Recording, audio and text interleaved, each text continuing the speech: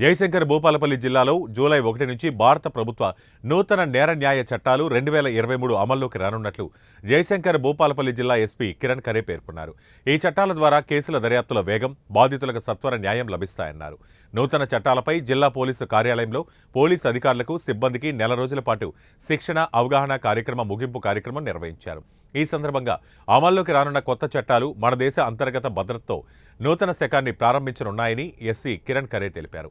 ఈ నూతన చట్టాల ద్వారా కేసుల దర్యాప్తు విధానాలు, విచారణ పద్ధతుల్లో మార్పు వస్తుందని, ప్రజలకు మరింత సమర్థవంతంగా సత్వర సేవలు అందించే అవకాశం ఉంటుందని ఆయన తెలిపారు.